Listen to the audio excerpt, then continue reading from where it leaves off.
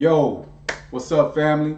It's your man Maarifa, black at y'all once again, coming at you with another video. This time we're gonna give religion a break and we're gonna go ahead and discuss something that's near and dear to my heart, hip hop. Yeah, we're gonna talk about, hip hop renaissance. Does hip hop have a resurgence coming?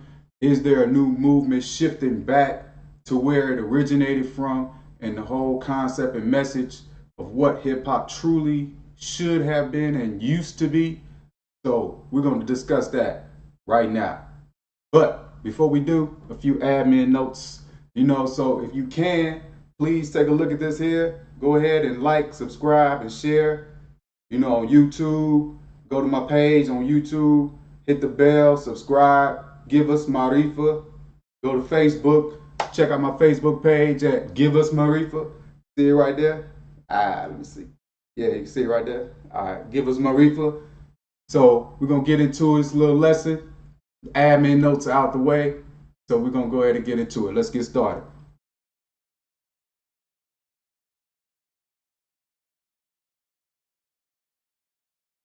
All right, family. So you see right here, I'm a 70s baby, raised in the 80s. You know what I'm saying? So I grew up on hip hop. I'm a hip hop fan. You know what I'm saying? So for me, hip hop is my culture's or my generation's music. Like your mom and them had love songs, and they had the man, Earth, Wind, and Fire. You know what I'm saying? The Commodores. They had all of the different groups during their era in the 70s. The Gap Band and all of that stuff. They came through with the 80s, Zap and all of them. But my era is hip hop, so I can remember me and my brother, sitting on the porch with our boom box with the tape deck, rewinding that Boogie Down Productions, that KRS-One, the bridge is over, rewinding that My Philosophy, what I'm saying? Like, hey, man, rewind that. What did he say? What did he say?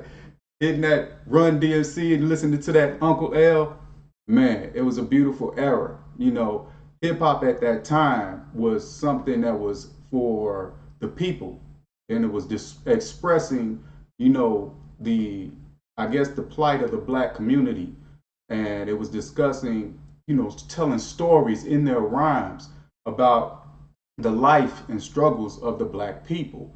And also at that time, when hip hop first started, probably back in 84, 85 ish, it was also discussing how to uplift, how to unite, come together. There was a lot of dancing in it too, a lot of partying and stuff like that. Breakdancing was very, very heavy, and graffiti and all of that stuff. It was all art. It was all, artists expressing themselves, through the music, and it was basically combining together in motion. It was a beautiful time. This is like the golden era of hip hop. This is when we, the black people, controlled hip hop, because we, as a people, we pretty much created it. We created it. It started in the Bronx, New York. There's a lot of different, discussions on that. New Yorkers, they'll tell you all about that, how I got started. But Bronx, New York gets the credit for that, So I think Queensbridge may have a, little beef with that. I don't know. But it started out in the Bronx, New York, and pretty much it grew, into an international genre of music. Today it has evolved, completely evolved. But when in its inception, from the very beginning, it was pure, and it was about the people, and it was about motivating and love and dancing and having a good time, and giving off a positive message for the people to gravitate towards. You know what I'm saying? So it was more like it was a Renaissance era, where you have, art and music and poetry and all of these different things combined into one, and it all came together, a conglomerate under hip hop. Also we had our little flashes. We had little Run DMCs. I can remember me and my brother going to our first hip hop, concert. We saw the Fat Boys, Run DMC. You know what I'm saying? Curtis Blow. It was a beautiful show, man. You know, nothing but love and respect. And it was just like, it's great. You know, just hearing the lyrics, you know, it meant something to you. You know, the lyrics was talking about something positive that can grasp you and kind of uplift you to a point where you would want it to continue to try to achieve and be better than your current condition that you're seeing. Okay? So that's the golden era of hip hop. They called it the old school. Ain't nothing like the old school. Trust me trust me. Ain't nothing like the old school. So then going through the history of hip hop and how it evolved, you know, it evolved pretty much into, you know, other avenues as artists grew, as groups grew, and you know, money started to get involved because you know people wanted to obviously get paid in this. You know, things had started to escalate to the next level.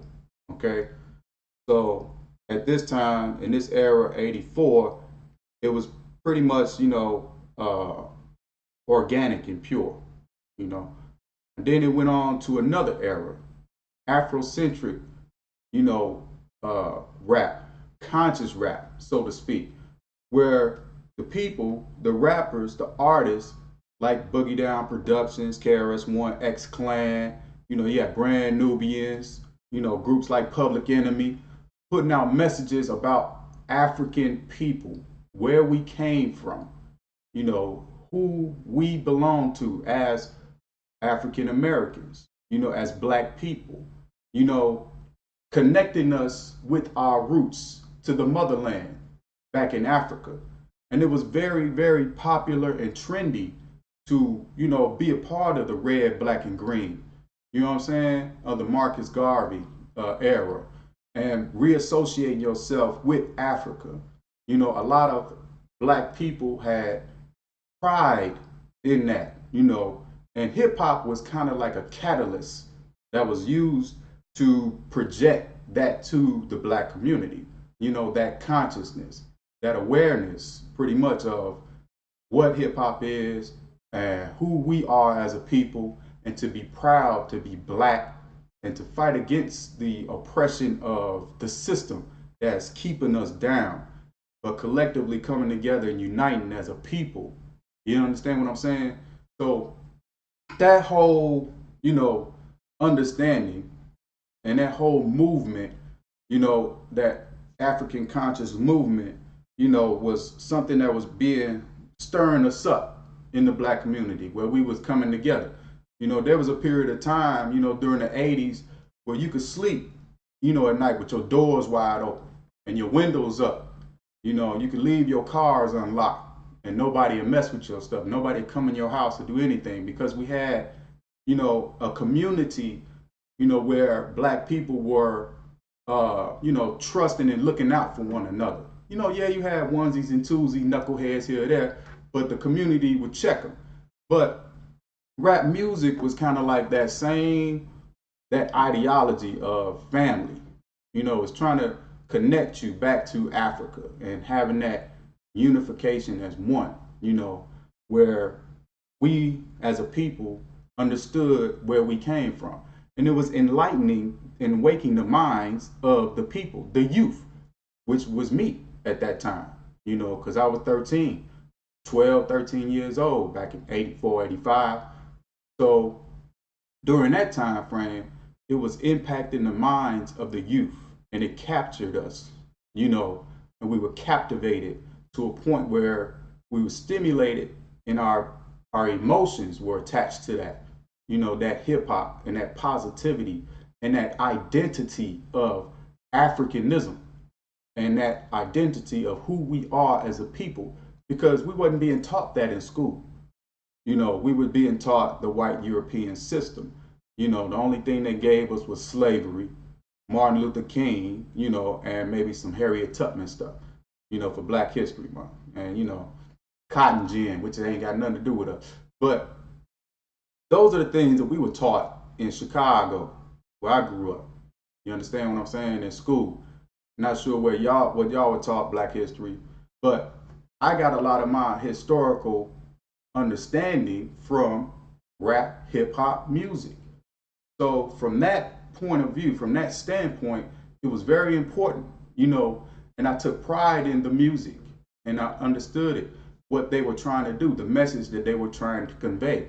I listened to every word, and I felt a sense of pride, coming from these rap artists who at this time had a genuine, I guess what you want to call it, a genuine, uh, man, what is the word I'm looking for? A genuine want to, let's say for lack of word, want to put out this message of our people.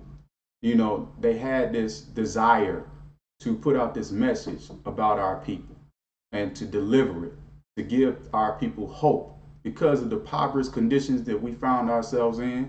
We were fighting against the system, trying to get jobs and struggling and hustling and working two jobs. Mama and them, daddy and them might have worked two, three jobs. The kids be at home taking care of other kids and, latchkey kids, like myself. Had a little key around my neck, on a shoelace where I come home after school, open the door, mama be gone to work, daddy be gone to work. I'm taking care of me and my brothers and sisters. We do our homework together. We at home by ourselves. You know what I'm saying? After we get out of school from like 3 to 7. You know what I'm saying? So latchkey kids, we came up in this era. So to be able to associate yourself with this pride, this African centric conscious rap movement, it pretty much helped us, develop who we were as individuals, as Black Americans, as Africans. Okay? So that occurred. So then we get the crack epidemic. From 1984 to the early 90s, the CIA, which has already been, revealed, they just revealed this information recently, not too long ago, that they were, pretty much pumping drugs into the Black community, cocaine, heroin, all this stuff like that from Colombia. The government was pretty much flying this stuff in their planes, using their government planes, and flying this drugs and guns and everything and flooding them into the Black communities, the impoverished areas, the poor Black community don't have any money. And they were using them and exploiting them to give them this false sense of, success. If they sold this money, sold these drugs to get this money. You know what I'm saying? So that developed what you see here, the crack epidemic, crackheads and crack pipes and, cocaine rocked up and everything like that, smoking it through a pipe. And you got drug dealers, running through the block, driving BMWs, Mercedes, and Benzes, Cadillacs and all type of stuff. They had money flashing. These were the dope boys on the block. Now you see a whole bunch of, your mom and dad struggling, trying to, make ends meet. They working 1 or 2 jobs, 2 to 3 jobs rather. And they trying to make ends meet. But here you got this dope boy, making twice or 3 times as much money selling dope as your mama and daddy have. You ain't got no new shoes. Your clothes is all dirty and old. You can barely, they flooding. Your pants might be flooding or something like that. Then you get caught up in this drug game, selling dope, standing on the block. You see what I'm saying? Standing on the block, selling dope for the dope man. And then you get caught up. Then our people were caught up using this, crack cocaine and smoking the pipe and everything like that. They was getting this money from social aid, you know what I'm saying, that they was getting from the government. So they getting this money to give it right back to the dope man, who's giving it money back to the coke dealer, which is giving it back to the government. So it's a huge vicious cycle. You see what I'm saying? So it goes down, and that whole era, was like very, very bad for the Black community. It tore us down, kind of destroyed us as a people, but we rose up out of that. You see what I'm saying? We rose up out of that, and we overcame that epidemic. You know what I'm saying? But the same government that pushed those drugs in our community had penalized us for selling the stuff that they gave us. You see what I'm saying? It's kind of like calling the kettle, calling the pot, calling the kettle black. You know, it's like, well, you the one that gave me these drugs. I know that's true. We had a choice not to do it. You know what I'm saying? But what are the options? You know what I'm saying? So you got kids that need to eat. They starving, they hungry. You either gonna sell this dope, you can't get a job, the man ain't gonna hire you, this, that, and the third, so what you gonna do? You either gonna sell this dope, let your kids starve, or go without. You know what I'm saying? So it's a choice that you have to make. Now a lot of people made these choices, you know, based off these terms and conditions. But this same government that you see here on this slide were the same ones who put policies in place. They had that war on drugs. Nancy Reagan, Ronald Reagan came out talking about, oh, we're going to make sure we clean up this crack epidemic and this, that, and the third, even though they knew that they was the ones. George Bush was in the CIA during that time, knowing they was the ones pushing the dope in the neighborhood, in the black community.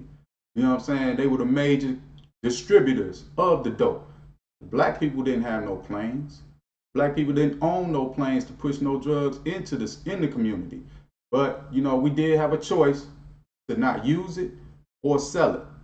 But we chose otherwise because our backs was up against the wall.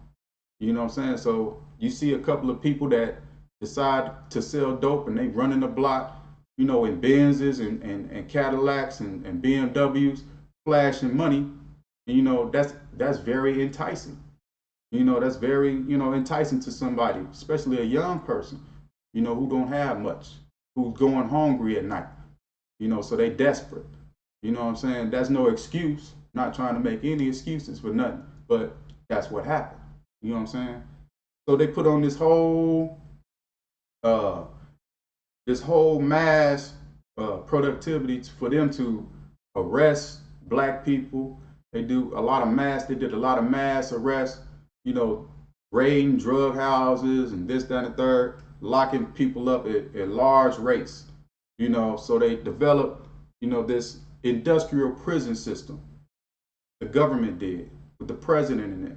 So they were working with these privatized companies and organizations to develop these prisons.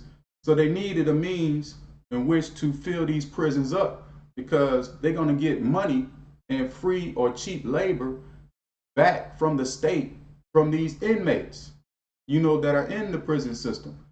So during this era, during this time from 89 to 92, they were building mass amounts of prison systems in the United States. So that was all backed by the government. The government was pushing these initiatives. They was pushing these laws, trying to change everything up. And Bill Clinton is notorious for this three strikes law. Three strikes law. So if you get, 3 hits on your criminal record, you go to jail for life. That's it, you done. So if you know the 13th Amendment, you know that you're free. Black people were freed on the 13th Amendment unless they were committed as a criminal.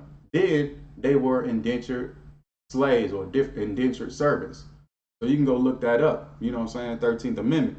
So in this essence, they followed the Constitution. And they was like, look, we can lock these people up and put them right back into slavery. You understand what I'm saying? According to the Constitution. So they were building these prisons. They had the crack gang going through the hood, and they shipping, those government planes were shipping that cocaine, that heroin, in large sums in the hood. They had their dope men, underneath them, selling on the block. They were keeping it going. And the crack users, they were giving the money because the money they was getting, they was robbing people, stealing stuff, buzzing everything out for getting this crack, to get that fix and get that high. And it was just a terrible time. And people were dying left and right in the black community. They were going through, going to jail left and right and becoming on these chain gangs, becoming slaves once again. So this whole new Jim Crow was being developed. You know what I'm saying? This whole new system, whole new Jim Crow thing.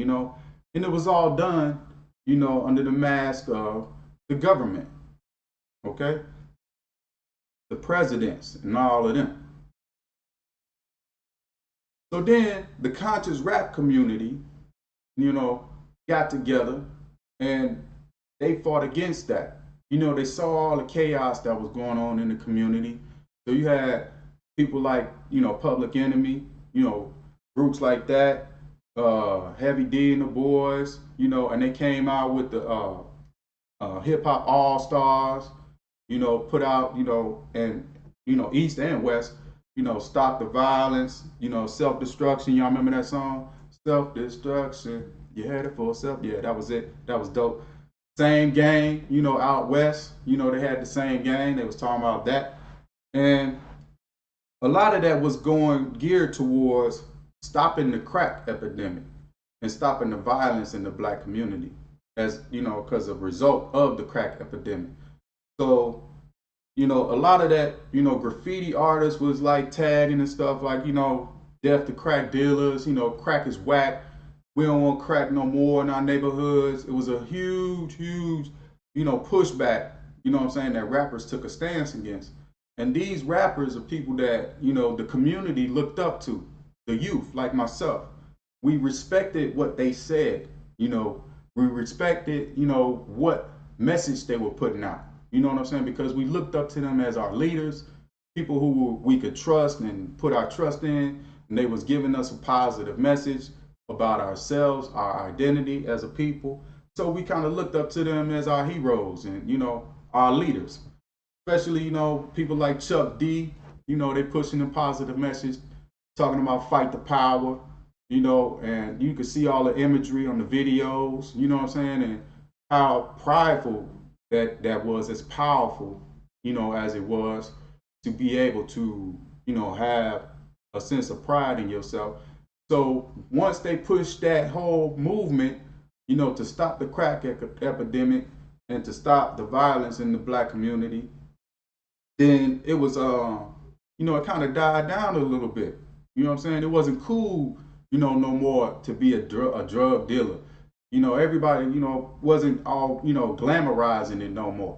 To be a drug dealer and to be on crack and everything. It was like shunned in the black community. People look down on that, before, as it used to be like, oh man, it was cool, to smoke crack and this, that, and the third. But when the rappers came out against it and told people like, no, that ain't cool, in the music and in the videos, and then, they was like, the people was like, no, we're not gonna do this no more. So the crack sales started slowing up a little bit. You still had people who was addicted, of course. You still had, those people who were still struggling with it. But on a larger scale, people were getting away from crack. They were getting away from that and moving, to some other stuff, trying to stay positive. Going to school and all this, that, and the third became cool. You know what I'm saying? So getting your mind right in your education, became cool once again. And the government saw this happening. They saw the reduction in their numbers. Their business, their under the table business of the drug gang, was slowing down in the black community. And they had to do something about that. You know what I'm saying? Because they had these prisons that they had put in place. So they had to do something about that. And guess what they did? Gangsta rap. Boom. That's when you had NWA come out. You know what I'm saying? 1989. Boom, here we go. LA, you know what I'm saying? Out of nowhere. First it was self-destruction. We had it for self-destruction. And then all of a sudden it's like, fuck the police, coming straight from the underground. And I'm like, dang, it just shifted real quick. I mean, NWA was, pushing the message about fuck the police and all the stuff they was dealing with in LA, with the police brutality, and everybody seen the movie, Straight Outta Compton, I'm pretty sure, but they brought this whole gangster image to mainstream media, mainstream society. NWA did that. And the people gravitated towards that so fast, so quick. And they made it cool, to be a gangster. They made it cool to be a thug out, a thug. But guess who was all behind it? Look at this man right here. Boom. The white man, the Jew, Jerry Heller, masterminding the whole thing, playing Easy-E like a puppet. You understand what I'm saying?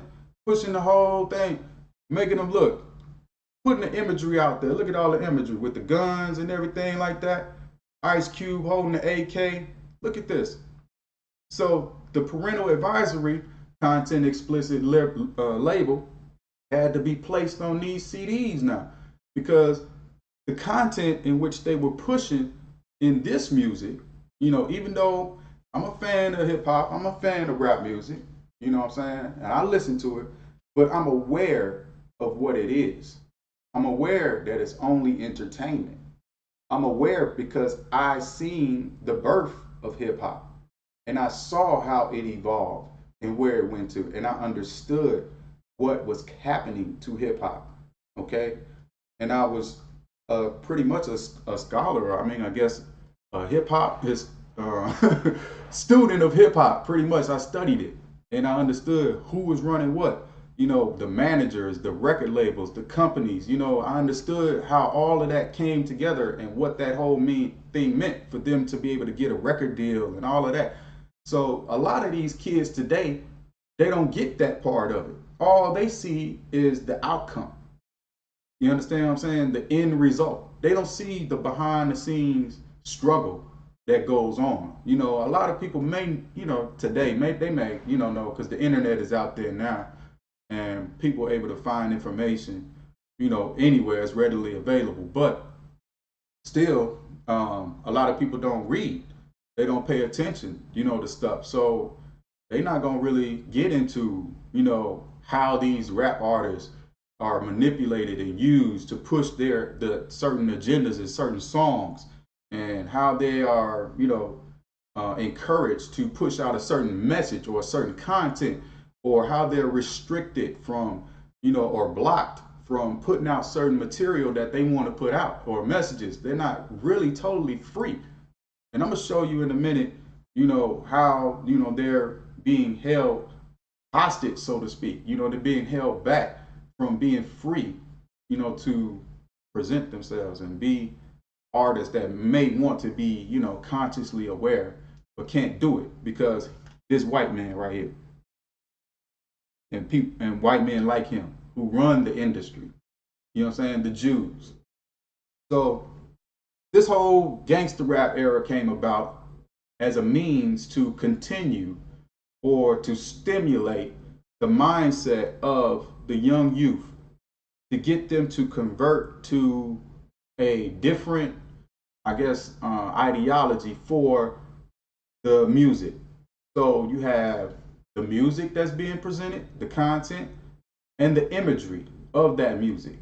The rap music videos, they get money, they being gangsters, and the women they love, the thugs, people that are hard, and there's a lot of rap videos with a lot of women in it, and money, and all of these things being flashed, and gold, and jewelry, and all this, that, and the third. So that's enticing, to a young mind. That's appealing to a young mind to see the imagery and then hear the lyrics. So therefore, they're thinking that, this is what society approves of, us being successful. They're putting success, they're attributing success to the rap artists, the rap music, saying that, rappers have made it. Look at them flashing money and got women and this, that, and the third. And then the women turn around and say, well, this is what I want from a man. This is what I want my man to be. He has to be a thug. He has to be hard and everything like that. So all of the thinking, black men, who are educated and stuff, they're looked down upon. They're not attractive to black women. You know what I'm saying? So during this era, they don't want those type. They want like the drug dealers and the rappers and all of this, that, and the third. You know, because they got money, they can flash and they can pay for things. And then the music is misogynizing the women. You know, the gangster rap, calling them bitches and hoes. You know what I'm saying? You're like, I don't love these hoes. You know what I'm saying? Bitches ain't shit but hoes and tricks. You know, all of this stuff that you hear in the gangster rap music. But yeah, you know, I listen to it, true. You know what I'm saying? I'm guilty of that. You know what I'm saying? But I understand what it's saying. I understand what it's doing. So you have to be conscious and aware of the entertainment part of it and don't fall victim believing that this is reality when it's not reality. It's designed for you to do something. It's designed for you to behave a certain way. So if you understand that awareness, then you won't fall victim for I guess, the trap of fantasizing about this music and this genre being our reality as a people. You understand what I'm saying? So I guess for me, being able to see two sides of it growing up, seeing the, you know, African centric, you know, conscious movement era with, you know, KRS-One, Public Enemy, and all this, that, and the third, and then transitioning to an NWA. You know what I'm saying? So with Dr. Dre and Easy, Ice Cube, and all of them. So I could see the two dynamics and the difference between them, and I understood that, you know, this was not reality with NWA and all this stuff, but my reality was what I see and I know and I see every day, you know, in my neighborhood, which was more centered around, you know, conscious rap, African centric, you know, rap music, which the radio stations and the radio labels and the music groups stopped pushing. They stopped allowing that conscious rap to be played on the radio. And they started pushing the gangster rap even more in the community. And they had it constantly going on the radio stations everywhere to a point where now it's being mass produced on a large scale across the United States. You know, in major markets, New York, LA, Chicago, Houston, Philadelphia, Detroit, everywhere, DC, you know what I'm saying, all over, in Florida, this mass gangster rap music being pushed on a large scale everywhere. Now, that's by design too. I'm going to show you why. So Hollywood jumps on the scene and they jump aboard this whole movement of this gangster rap movement, presenting this image of what black people should be according to the genre of the music that is being projected by these artists like NWA, you know what I'm saying, Ghetto Boys, this, that, and the third. So they come out with these black exploitation films, you know, just like the 70s with the pimp, you know, pimp movies, black exploitation films, Superfly, you know, the Mac and all of that. You know, here we go again with another image of the black community being portrayed on the big screen, coming out of the genre of hip hop. You understand what I'm saying? So you're associating these images with hip hop. And the whole point of it is to get these young youth, the minds of these young youth right here, to buy into this image of gangsterism and, you know, killing your own kind and, you know, going against your own brother, you know, hating your women, you know, not having any love for yourself or respect for yourself, not to kill your own brother or sister in cold blood or over some drugs or, you know, this, that, and the third. So Hollywood jumped on board along with the music industry jumping on board to push this new agenda that they had to continue to control the minds of the black youth in the black community, the youth of the black community, making it cool and making it popular to be a thug, you know, to be a gangster, to represent your set per se, to, you know, join a gang or this, that, and the third, because it was popularized. You did? It was popularized to a point where they felt like this is what society or this is what we should be as a people. And I love Tupac. Tupac, that's my man's. You know what I'm saying? He was a revolutionary, grew up under the Black Panther tutelage of his mother. You understand what I'm saying? He was socially aware and conscious of, the government system and what they did to our people. You understand what I'm saying? And he grew up under those auspices, and he knew and understood the black community's plight because he grew up poor and this, that, and the third. But he saw a vision, and the reason why I really have respect for Tupac and an affinity for his music, because he was able to transition and be vulnerable on both sides, because he understood that African centricness, even though he didn't really know how to put it together. You understand? He was young, extremely young, but wise at his age. But he was trying to put it together and, I guess, combine this gangster culture that was created, with African centric culture, that should have been, within the black community. There's two dynamics, this gangster drug culture, and hip hop was trying to emulate that, and then there was, the African centric reality, of the community.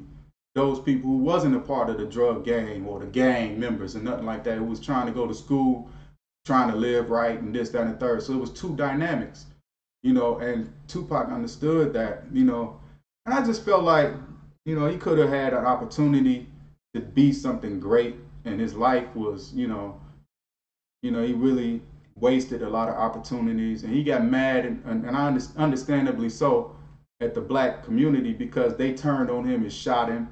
The same ones he was trying to help unify and unite, in his own way. He made the little street codes and everything like that, stop the gang violence in LA. Don't be shooting, no community, no little kids, and this, that, and the third. They made the street codes, and Pac was a part of that. But it was kind of like he could have been so much more, but he got, frustrated at the fact that his people, his own kind, turned against him and shot him, and then he just kind of gave up the whole revolutionary thing and started going for revenge until he ultimately died, at the hands of another black man. But yeah, so this whole gangster culture, the hip hop Hollywood image they put on the big screens and in movies to project this image of who they believe should be. And then you had the rap artists, who were given a choice to either push this type of music or not. They chose to push this type of music. You know what I'm saying? It's just like going back to the drug dealers. They had a choice to sell them drugs to their people in the hood or not. So just like the drug dealers, the rappers chose to push this content or this music to get paid. So they sold out for money, pretty much. Just like the drug dealers sold out for money.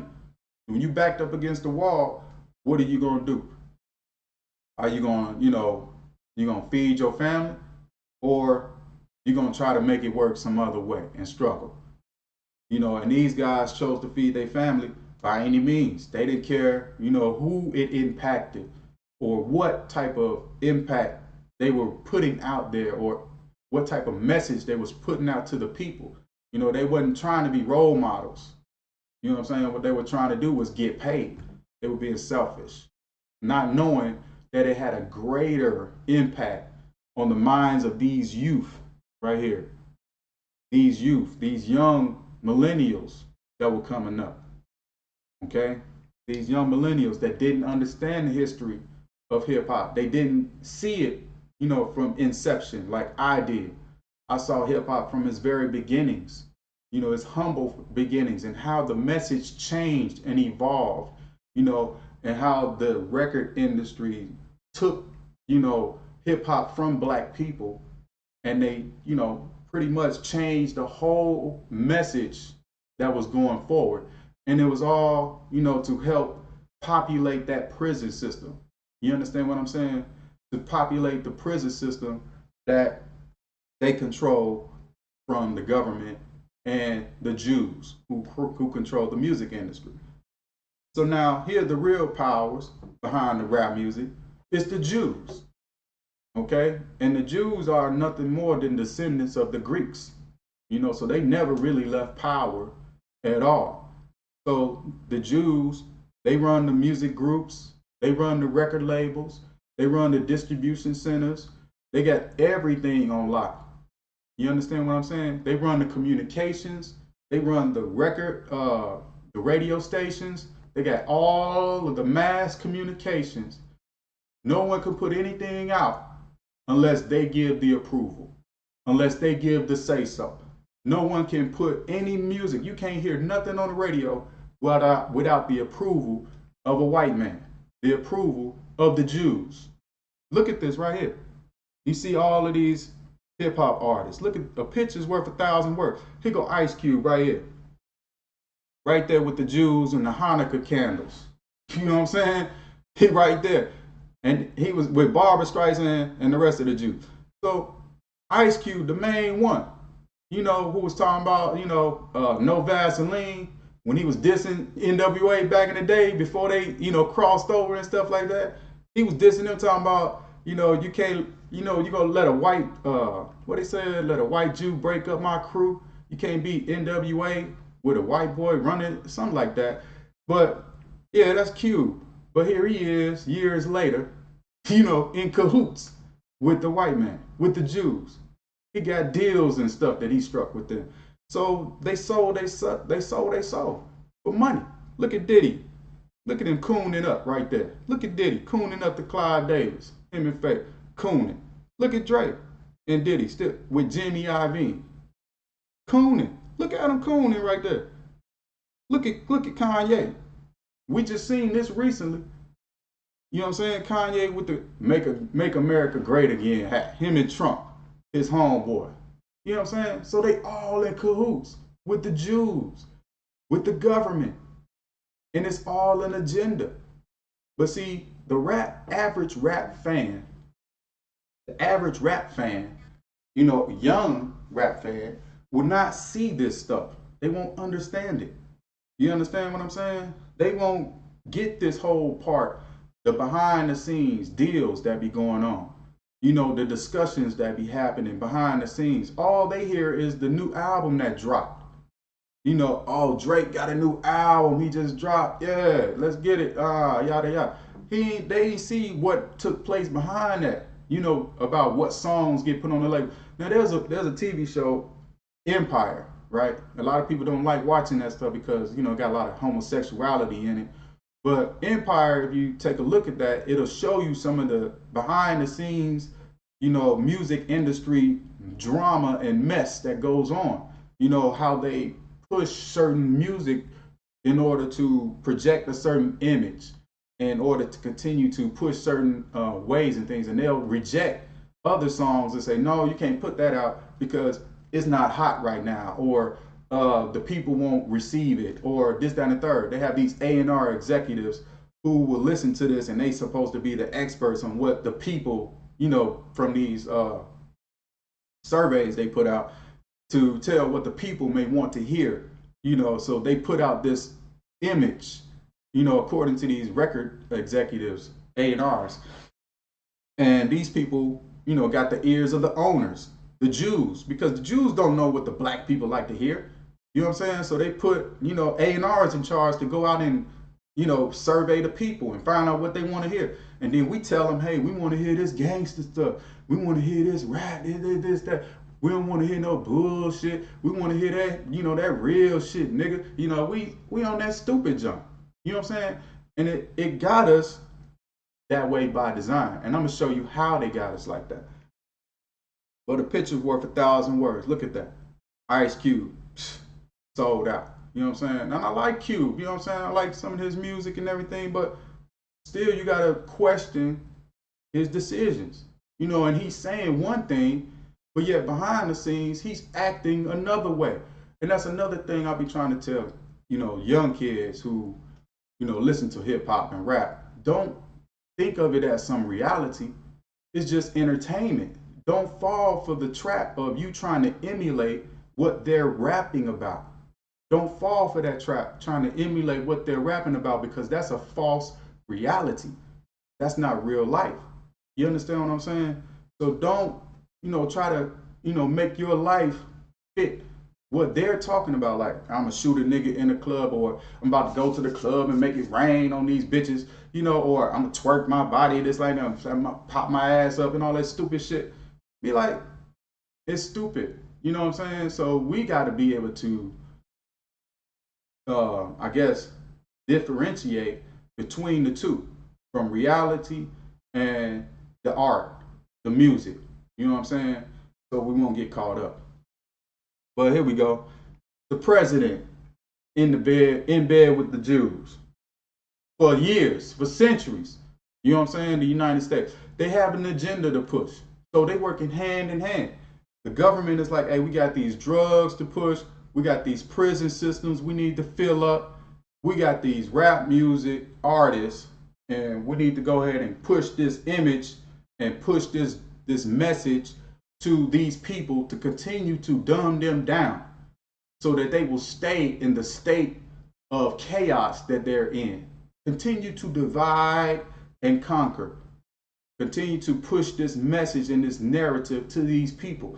And these Jews, look at this. They working a deal right here with Bush. Look at it. Look at Reagan holding the Hanukkah candles. Look at this, man. Look, even Obama. Look at it on the right. Obama with the Jews. These white men right here with these long beards, these is the Greeks. You understand? They're descendants of the Greeks. They're the Jews. They pretty much assume the identity of the Bible, the Jews of the Bible, the book. They assume that identity. You know what I'm saying? These Greeks, they calling themselves Jews and this, that, and the third. It's all it's a false. It's fake. You know what I'm saying? It's a made up fictional character. A Jew is a fictional character. They are nothing but Italian Greeks. Look at them right there. These motherfuckers right here from Italy. They're Italian Greeks, white motherfucking Europeans. But they run everything. The banking system, music group, Hollywood, television. They run everything, these white European Jews. And that's the reason why you got these presidents going over there to the Wailing Wall. Look at Bush at the top right there. Going over there paying homage and respect. Because he know who in control. He know who got the power. You know what I'm saying? The president don't got no power. All he can do is push his little policies and everything, and they gonna dictate that and tell him what to push. You know what I'm saying? So all of this is just a front right here. But they know who the real power is, them Jews. So here they are. Here they are. At the top, look at them. Sony Music Entertainment Group, Universal Music Group, Warner Music Group. These music groups are the conglomerates, under these record labels. So it's like a ranking structure.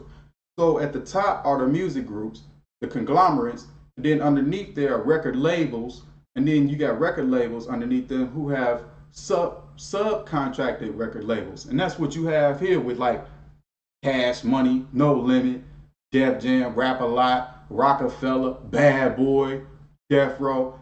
They are nothing more than subsidiaries underneath this huge umbrella. The ones at the top, the Sonys, the Universal, the Warner, Columbia, Interscope, Arista, they the ones at the top, and they all ran by the Jews, the white people. So you can't have no distribution of your music. You can't have no retail sales. You can't push no radio play, no radio spins without their approval. You can't do any of that. You understand what I'm saying? So these black labels at the bottom that you see flashing on these, on these videos, Lil Wayne, yelling in his songs, YMCMB, thinking that he running something. He ain't running nothing but his mouth. He ain't running nothing but his mouth. He's not in control of anything. These people at the top are in control of it. Universal Music Group, Warner Music Group, Sony BMG. You see what I'm saying? Interscope. Those are the ones that these little subcontracting company, black-owned subcontracting companies like Bad Boy, Def Jam, Death Row, they answer to them. You understand what I'm saying? They answer to these guys at the top. The white man, they got to go and get approval to push anything out. They can't just go and release music and put it out there for the world to hear. They can do it on the internet now, but it ain't going to get the mass appeal. It's not going to get the mass support. Like, they won't do the marketing scheme that's incredible that will push it to the masses of people. It's about mass production. That means multiple people everywhere being able to hear it at one time. That's just what a movie does. A movie is mass produced. Black Panther and Avengers Infinity War just made $1 billion. Both of them, $1 billion. Why? Because it was mass produced all over the world to let large numbers of people see it. Mass production. Who runs that? The Jews. They control what image is put out. They control what music is being released. They control what can be heard by the black community. And it's all a part of an agenda to keep black people in the poor state of mind. Now, we already are in poverty. So when we're in poverty, we're looking for success. The young people are looking for success and a way out.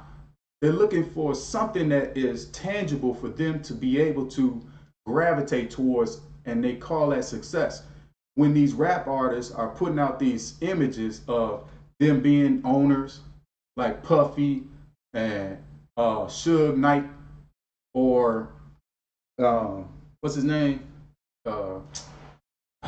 Just slipped my mind. The dude from Def Jam, Russell Simmons.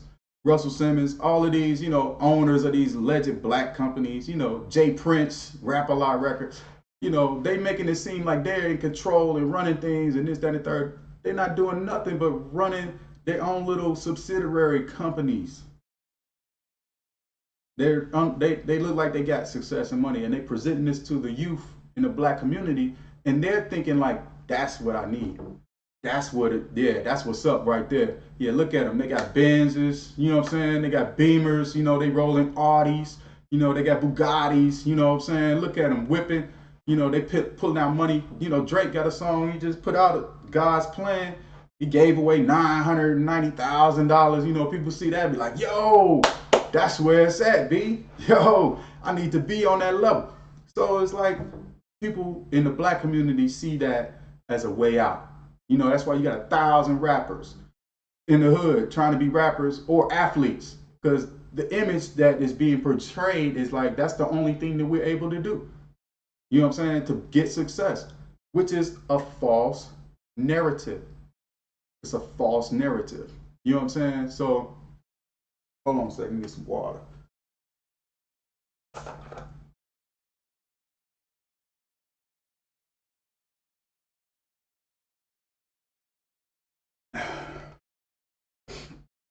All right. So how do they do it?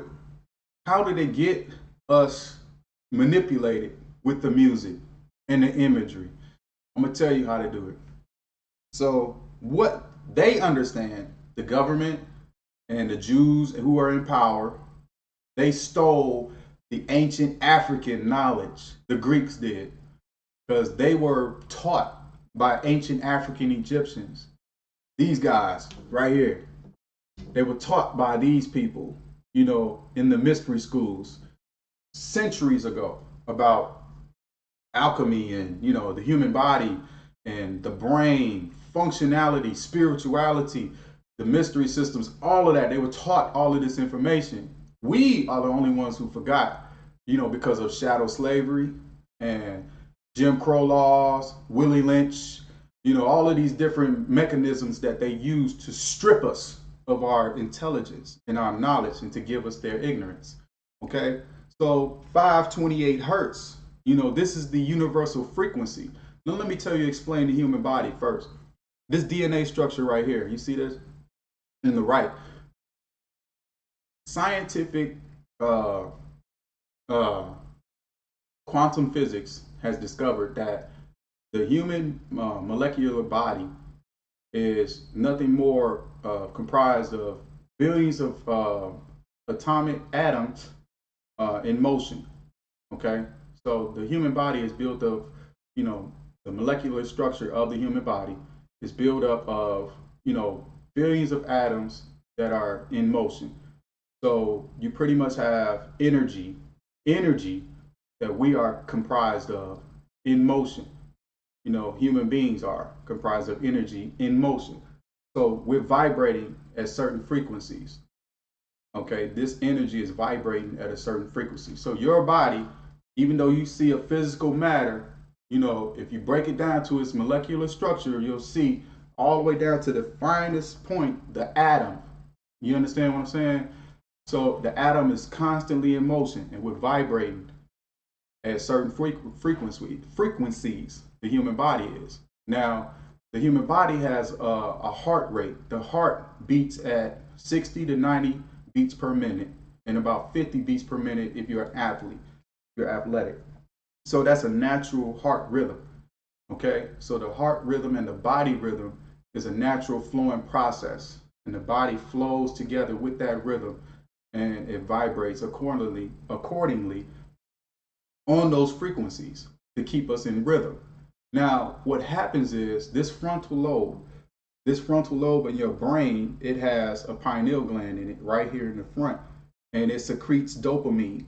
And dopamine is the chemical that allows you to, you know, receive whatever you interact with or you hear or something like that, and it's pleasurable to you. That's something that attracts you and keeps you coming back. That dopamine, that it keeps going, you know, that is released whenever you experience something, you know, that you really enjoy, you know, like eating ice cream or hearing your favorite song or, you know, doing your favorite activity, you know, whatever it is that you experience doing, drugs, alcohol, whatever. That's why people get addicted because of dopamine. Dopamine is what addicts you. You're not addicted to anything. You're addicted to the dopamine that is secreted in your frontal lobe. Now you have temporal lobes, which is the brain, the ears. The temporal lobes is the ear. Okay, so your frontal lobe is your defense mechanism, and it allows you to reason, and it allows you to think and how to feel emotions and all of these things like that. Your temporal lobe, when sound waves enter in your ear, your temporal lobe, it bypasses your frontal lobe. Okay, and you see that right here, and it stimulates your brain. And you notice this little image I got here. These two images I got here. So our energy vortexes that we're comprised of, you know, we have this energy flowing through our bodies, and you know we're vibrating on these frequencies. What the government has discovered, and these white Jews already knew, is that everyone operates on a certain frequency. So if you operate at a lower or higher frequency that is off, you know, you're throwing off your body rhythm. You're throwing off your heart rhythm. You understand what I'm saying? So they create music specifically designed to throw off our hearts and body rhythm through rap music, rap beats. You know, that's why it's kind of hard, you know what I'm saying, for you not to, you know, try to, you know, bop to the beat. You know, when you hear a rap song, you be like, yeah, yeah, because you're trying to get that body rhythm going. You know what I'm saying? And you're hearing this tone and you're liking it, and it's releasing dopamine in your head. You're liking it. And then you start hearing the message. And the message is getting subconsciously trapped inside of your subconscious. And that's, you know, where you have the problem. So the 528 hertz, that's the universal frequency for the universe. You know, everything operates in the universe on 528. So when you hear music and it's being pitched at a certain tone, you know, at 528, tones stimulate the brain, and it allows the brain stimulation to function to keep going and makes you think and process things faster. That's how animals are able to communicate. You know, you communicate with your dogs, you know, or your cats, and you tell them, you know, sit Fido or sit Lucky or whatever, And then, they hear that tone. They don't understand English. They hear the tone of your voice, and they do a commandment. Okay? So music is used the exact same way. You hear a tone, and it's used to manipulate your emotions and stimulate your emotions and your subconscious. And this is what they know. So if a certain message is being put in a rap song and it's going over some loud beats like boom, boom, boom, boom, your heart rhythm and stuff is off. If you ever been in the club, if you've been in a club, life, and you party a lot or whatever, and you come out of the club and you've been in there all about 2, 3, 4 hours, you come out and your heart is still palpitating a little bit because it's still trying to get on rhythm. Your body is trying to get back on rhythm. You understand, with your beats. So this music is designed, rap music is designed for chaos.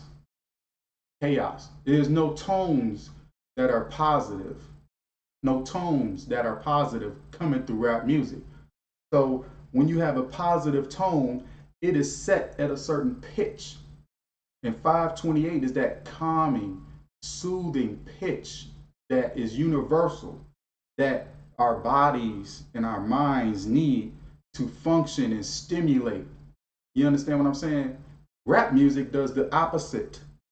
It has a chaotic, sound to it. It's like very violent and boisterous. And you put that on top of the lyrics that is being put out. And now the lyrics are stimulating your subconscious. And it's getting trapped inside your subconscious. And your mind is being stimulated, the dopamine. You love how the beat sounds. Then you started hearing the lyrics, which traps inside your subconscious. And those lyrics are telling you to shoot that motherfucker. Fuck that bitch. Or it's saying, I can't stand these hoes. Or, I wet the club up. Or I'm going to make it rain on these hoes. You know what I'm saying? Or twerk that ass up. Or, toot toot. And so now you have this whole negative, condensation that's coming together, concocting this huge cloud and storm that's stirring inside of your psyche from the music. You understand what I'm saying? And it's stirring up inside of your psyche, and it's getting deep down inside of you, and you don't even realize it. For those who are not aware. You know what I'm saying? But I'm aware, and this is why I'm doing this video, so that you too can be aware of what's happening with the music. I mean, you can enjoy the music and just be like, it's entertainment. Just like any movie. Like if you see a scary movie, that's not reality. So you're not going to be like, oh no, I can get killed by, Jason, or be possessed by a demon. Oh no. No, it's entertainment. You know what I'm saying? And it's entertainment, so you treat it as such. You treat it as non-reality. But see, you don't adapt your lifestyle to the image of the movie. You don't go out and kill, people and stuff and shoot them up like the Terminator, Arnold Schwarzenegger, because you saw it on TV. No. So we as Black people should not be emulating what we hear in this music. You understand what I'm saying? We shouldn't be going out there making it rain. We shouldn't be sagging our pants.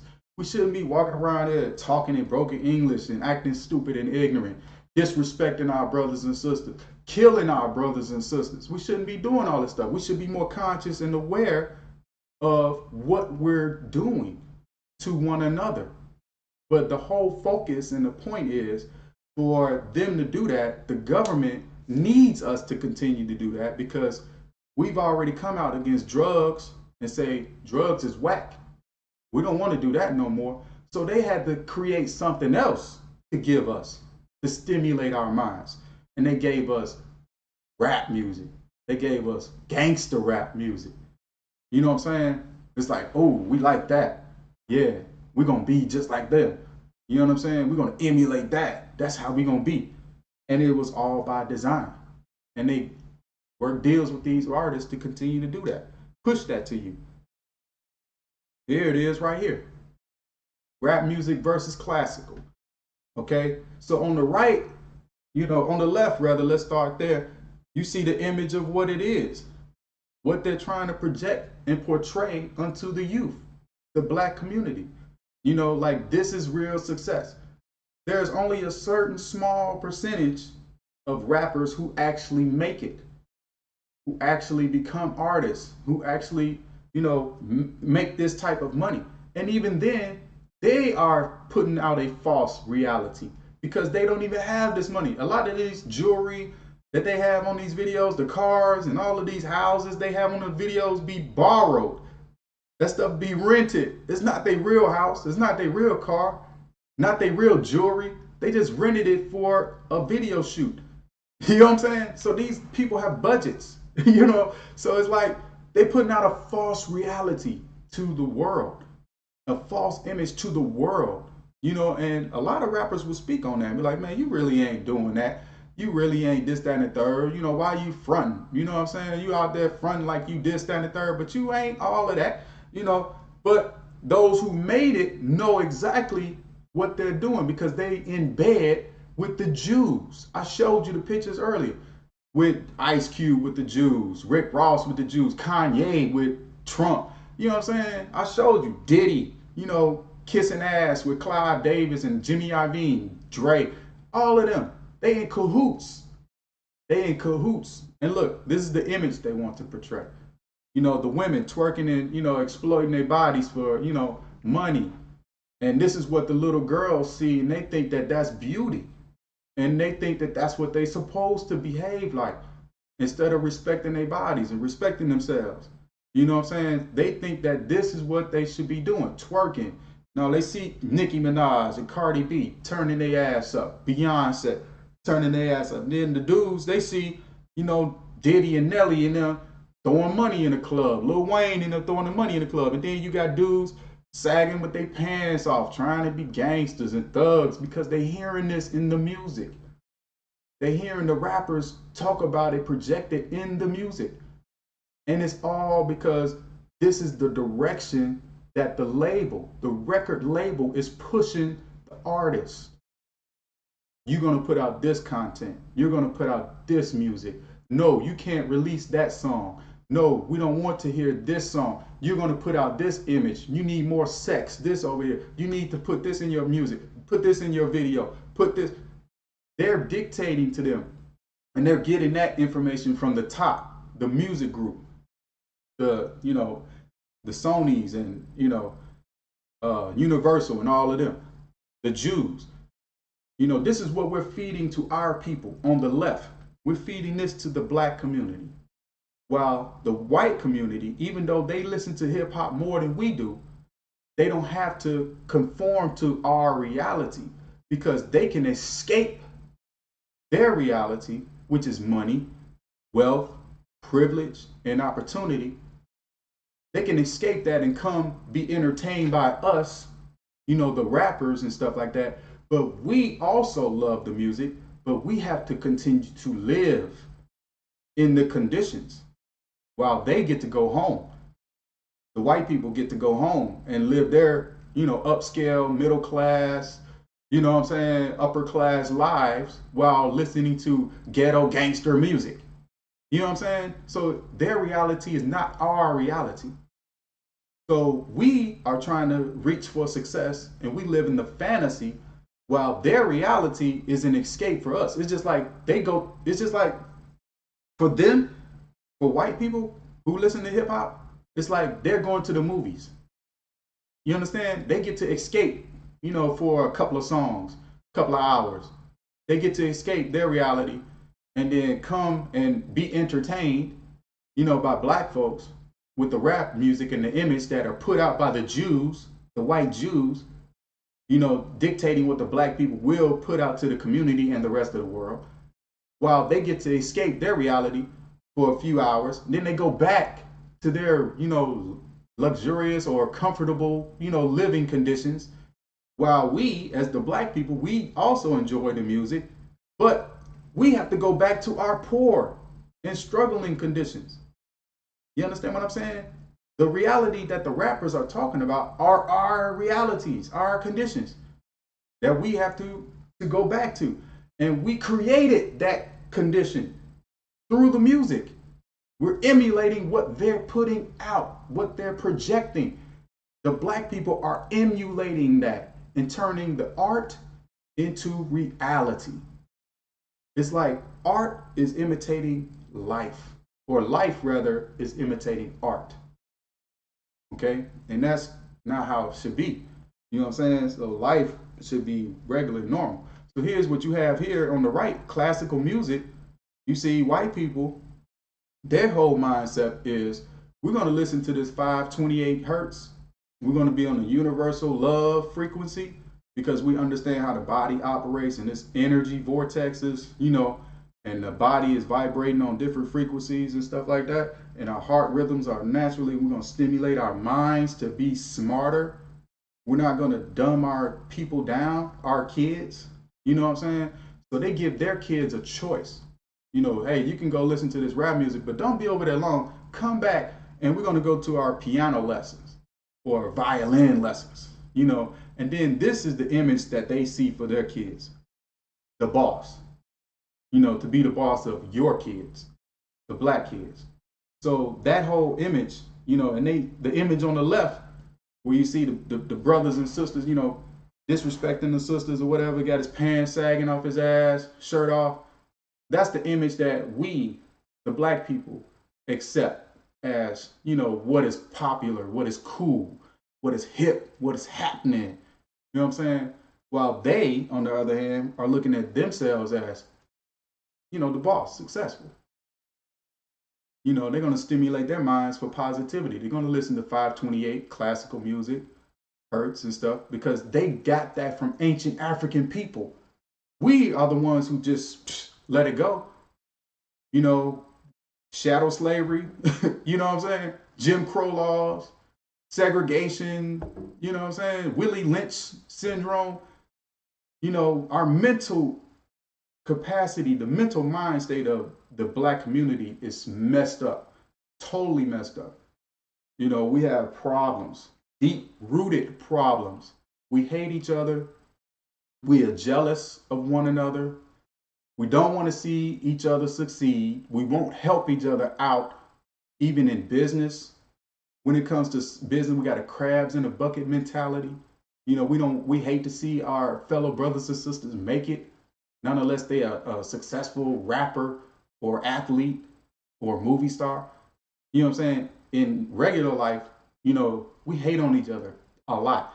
And that's because of that Willie Lynch syndrome. So, and slavery.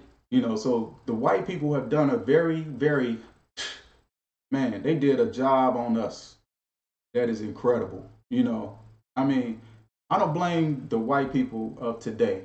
They had nothing to do with it, but they received privilege from what their ancestors established for them. They do receive that privilege. So that part I do, hold them accountable for and say, yo, y'all need to recognize this and wake up and change that and say, yo, that's not cool. You know what I'm saying? This whole white privilege thing is not cool. It's not fair. It's not equal across the board. We don't agree with it. White people need to step up and speak out against that. You understand what I'm saying? Because black people in this country, we have it hard. And we're doing it to ourselves, but we're being forced to choose between either, poverty or this carrot that they dangle in our faces that's called success. But that carrot comes with caveats. It comes with consequences. If you choose this, you're going to, have to do X, Y, Z. And you have to follow my rules and stuff. And the white Jews are the ones making the rules. You understand what I'm saying? And they putting out this image. So black people are selling out. These hip hop stars and rap artists and all this stuff like that, they're sellouts. Yeah, I listen to the music. Yeah, I'm a fan of the music, this, that, and the third. But I knew the music and what it was from the very beginning. I grew up with it. I saw it start and I saw it evolve and I saw it decline. Even though I still have a love for the music. You understand what I'm saying? I still have a love for the music because I have hope and I believe in what it could do. the positive message that it can, present. And the mindset, changing the mindset of the people, is powerful. Music is very powerful. And I understand what it can do. And I saw what it was able to do back in the early 80s, or I mean the late 80s. Okay. So moving forward, so instead of, getting most deaf, Talib Kweli, Common, dead presidents, you know what I'm saying, dead prayers, getting the conscious, music that we need as a people to tell us and empower us and encourage us, to be great and to do better things, to support and love one another, to uplift, you know what I'm saying? They won't, the record labels and the record labels won't allow this type of music to be mass produced, everywhere on the radio stations and all that stuff, and on images and on, movies and all that stuff like that. But they give us this mumble rap, this bullshit that you see right here on to the right. This new generation. They trying to raise up a new generation of ignorance in the black community through the hip hop stars. And they saying, oh, this is the new wave. That's what they trying to do. But the whole point of this, for the Jews to be even allowing this to be pushed, this is all you hear on the radio today. You turn on the radio, you hear a bunch of this mumble rap crap. A bunch of it. I mean, you wonder yourself, I know I've asked myself this several times before, how can this garbage be placed on the radio? Why is this continuously on loop? Why is it always every other song you hear this bullshit song? Every other song you hear this crap. And everybody that I know have asked that same question. Why is that? Why is this on the radio? Mass production. Every radio station. You know what I'm saying? Every black radio station that plays hip hop. You hear this crap on the radio. But it's by design. They doing it for a reason, to get into your subconscious. And if you're aware of that and you know that, you can either turn it off, turn the song off, not support it, don't listen to that song. You know what I'm saying? Or you can understand what it's doing. And then, not fall victim to trying to emulate that image that they're putting out. And the kids and the youth, they falling for this. In high school, you know what I'm saying, elementary school, they falling for this stuff. And the parents, we're not teaching them this type of situation. We're not teaching them, telling them, it's all a trick. It's all designed to keep you going here in prison. You understand what I'm saying?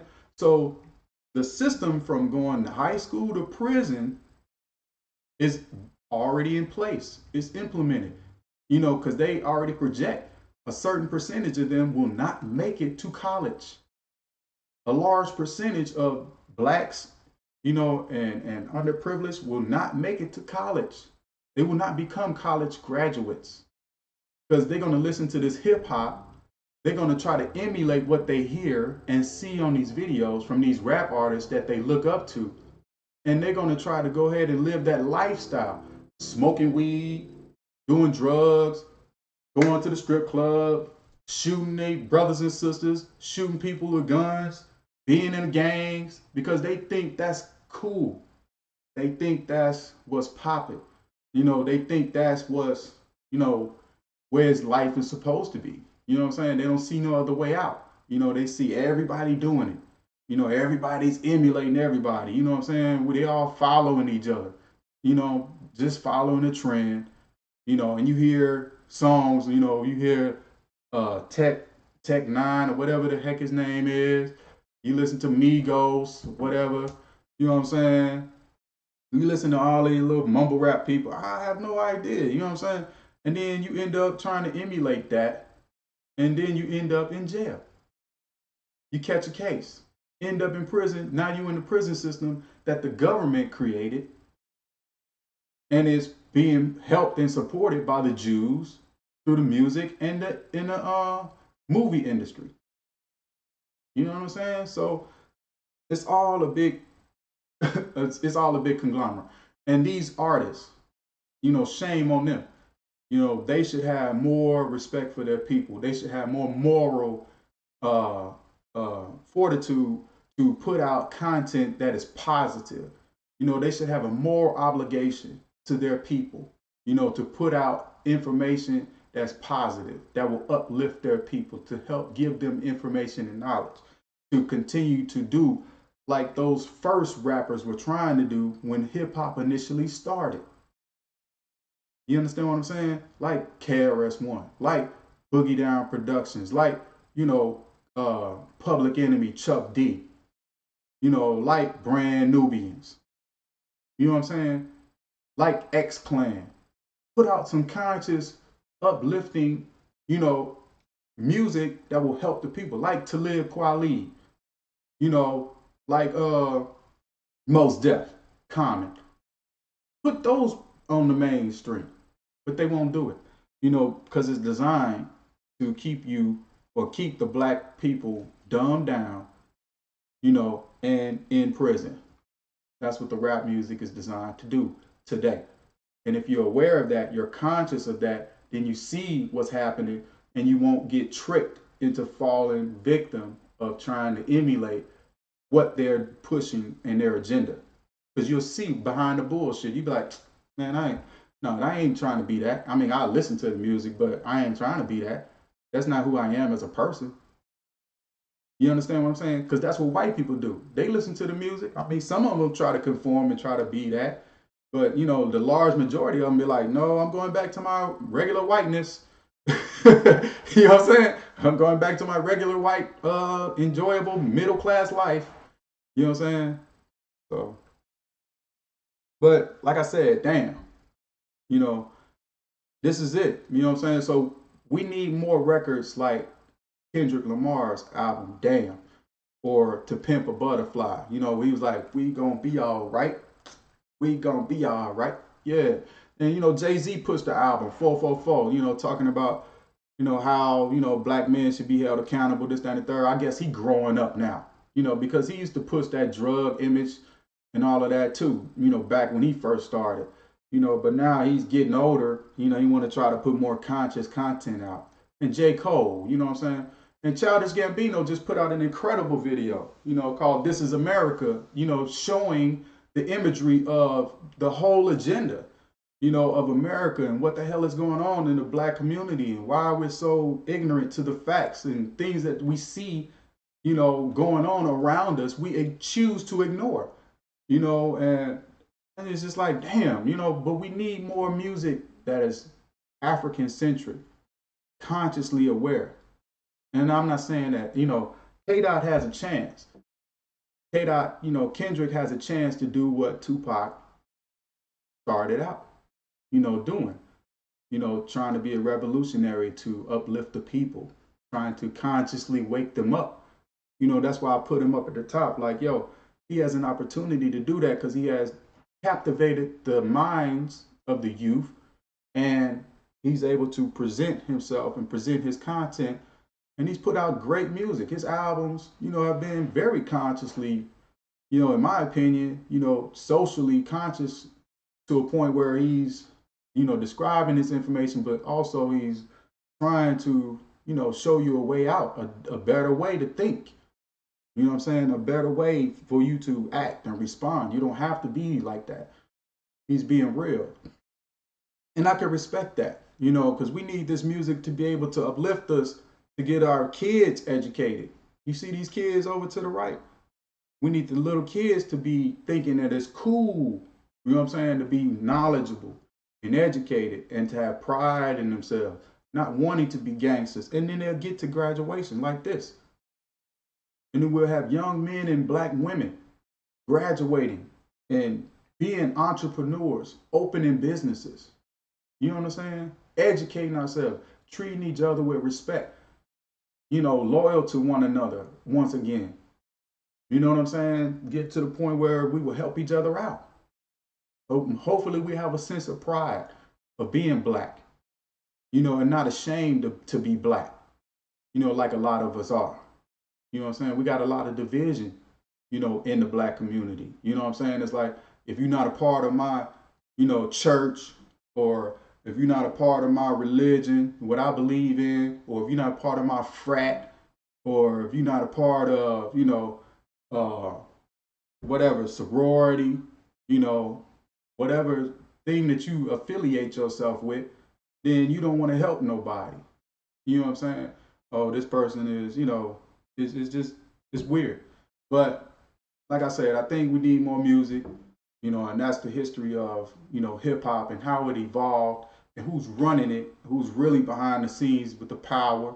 And the whole reason is to get you locked up, and keeping your mind mentally locked up in prison or in this matrix that we call life. You understand what I'm saying? It's not a reality. It's a false reality. And we got to wake up and realize that it's not real, and stop emulating what we hear in this music if it's negative. Nothing but positive energy, nothing but positive vibes, striving to be better than what we are. We don't have to choose the fast route. We don't have to choose to sell out in order to get paid. We don't have to do that. You know what I'm saying? We can be greater than that. We can be better than that. So let's choose to do that. So, like I said, the truth is out there. It's up to you to seek it. So once you find it, you read it, you can free your mind. So until next time, I'll say love and light. Peace.